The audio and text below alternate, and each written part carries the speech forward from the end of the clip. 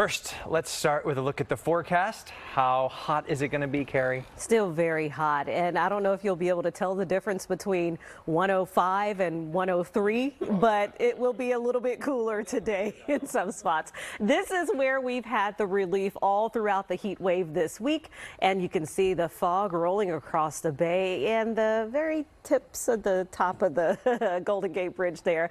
It's going to be nice and cool in the city, and also that marine layer stretches over toward Oakland, where we are going to see temperatures going from mid-60s at 8 o'clock to 76 at noon and staying in the 70s for the most part for today. But away from the bay and the coastline, it's going to be hot once again. An excessive heat warning continues until 8 o'clock, and our temperatures back to the upper 90s in Dublin today, 102 in Concord, 106 in Vacaville, and look at Ukiah today, 112 degrees. The good news is that we are going to see these numbers coming down for the weekend. We'll take a look at that and some events to help you enjoy the cool down coming up in a few minutes. All right, Kari, thank you. And that heat is turning deadly. Santa Clara health officials saying now at least 19 people have died since the scorching temperatures topped triple digits. Today in the Bay's Thom Jensen joins us from the newsroom. Tom, how are people trying to stay cool?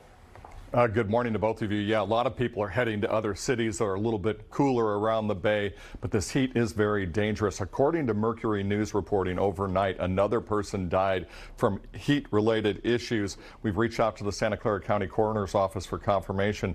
All week long, we've been talking to people who are outdoors to see how they are surviving in this heat.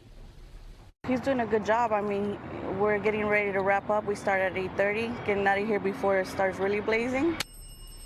An ice cream vendor also said that heat drives his business way up, so it doesn't bother him, and he likes the idea of keeping people cool and hydrated during the scorching heat waves.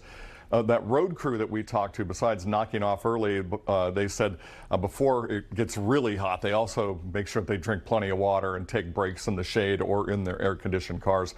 They're really looking forward to the end of this heat, though, and glad they'll hear that it's at least starting to cool off in the coming days ahead. So if you're looking for a place to cool off, well, you got to find some of those cooling centers, I guess. Chris, Marcus.